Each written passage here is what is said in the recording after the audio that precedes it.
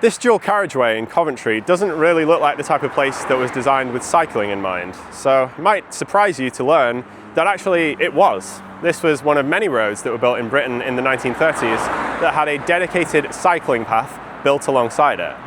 Unfortunately, after World War II, as the car became the dominant form of transport, cycling went out of fashion, and many of these cycling paths disappeared, either because they were built over, or in this case, they were just forgotten about. Technically, this cycling path is still here, but you'd have a hell of a job to actually use it these days. And even if you did, it doesn't really take you anywhere. It kind of stops and starts along the way. Sometimes it just disappears. And to be honest, you're probably going to have a much better time using some of the local side roads rather than coming along here.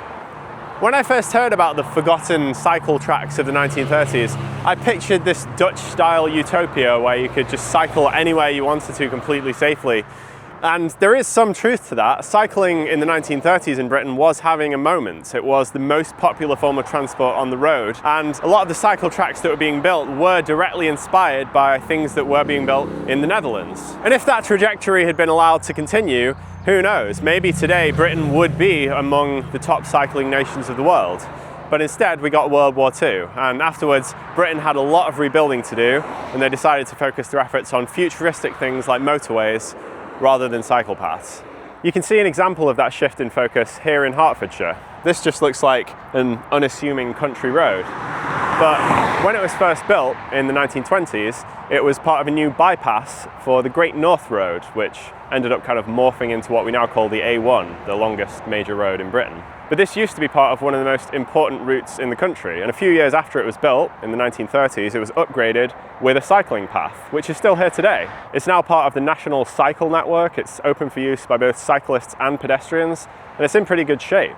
But by the 1970s, there were so many people driving that this road wasn't big enough anymore, so they built a nice, shiny new A1 just over there, which is a lot bigger and noisier as well. And by that point, cycling in Britain was pretty much at rock bottom. It's recovered a little bit since then, but I don't think we're going to be catching up with the Netherlands anytime soon. So when they built that new stretch of the A1 just over there, cycling probably wasn't even part of the conversation.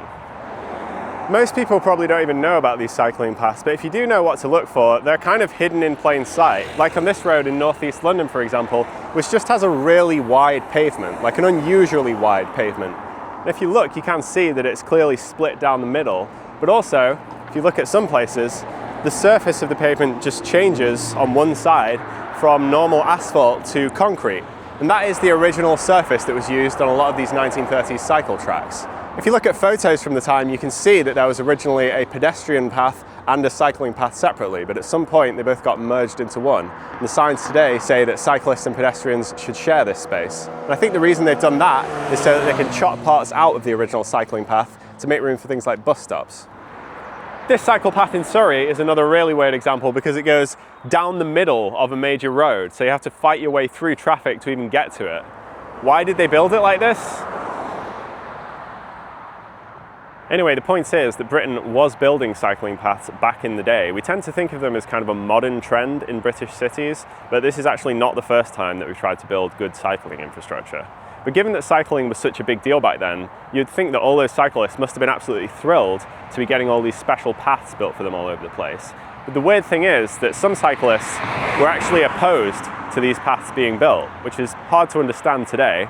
But I suppose back then, cyclists would still have been able to remember a time when they didn't have to share the road with cars. Anyway, it's time for a quick cycling adjacent advert.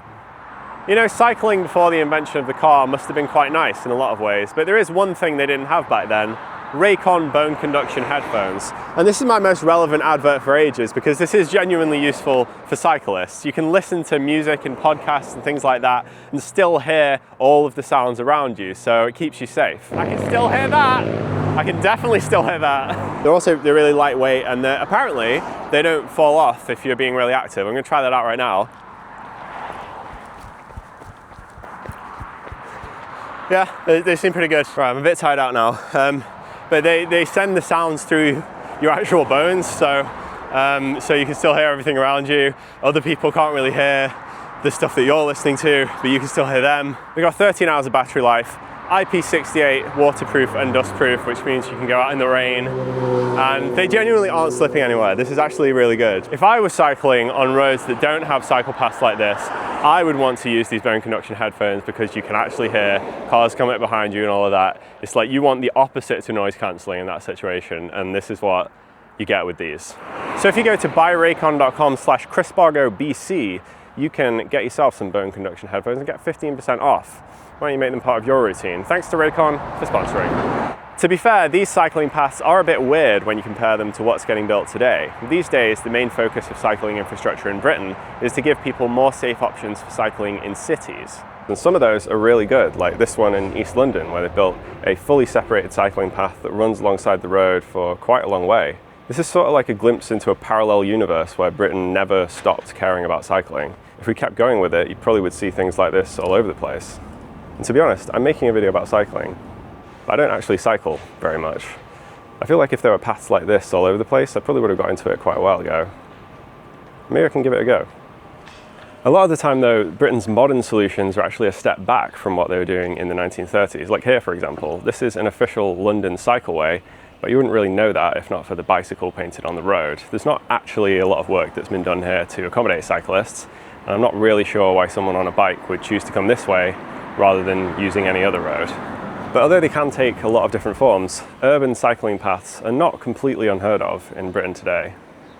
What you don't tend to find a lot these days is cycling paths like this that run along major roads through rural areas. But in the 1930s, the Ministry of Transport was really pushing for things like this.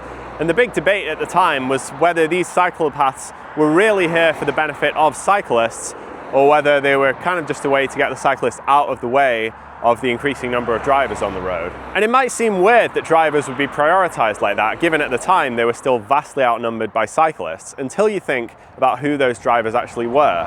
Because at the time, the only people who could afford a car were the upper and middle class, and they were concerned that it might hold back the country's economy if every single day on their way to work, they were having to kill multiple working class cyclists.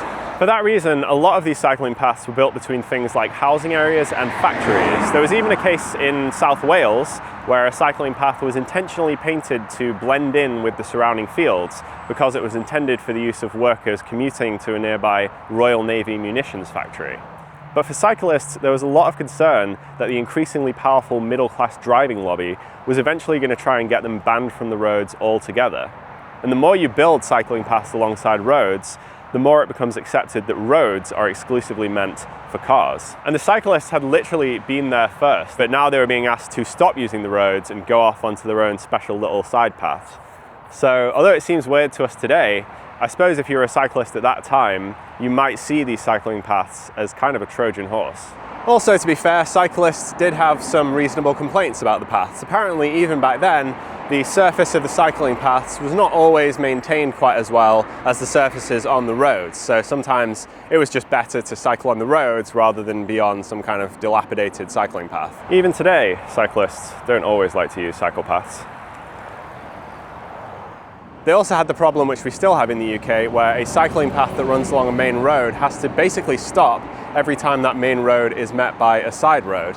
This is a problem that they've solved in the Netherlands by basically inverting it. So instead of the cycling path being interrupted by the road at this point, it's the road that gets interrupted by the cycling path, and drivers have to carefully drive up onto the cycling path and cross it to continue their journey. But apparently this solution was too radical for the UK even back then. And it's still pretty radical in the UK today, to be fair, but there are examples, like right here, in this shiny new cycling path in East London.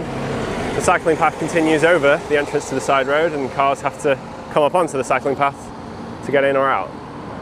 Yes, I did actually cycle in this video, but that's it.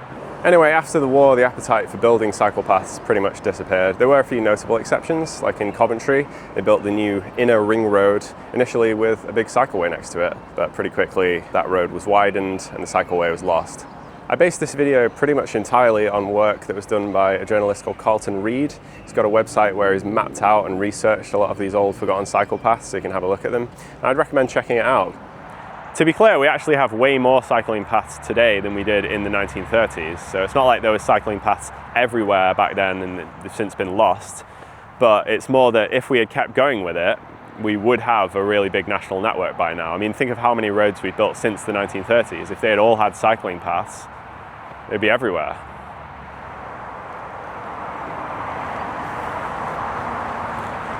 People using the cycling path.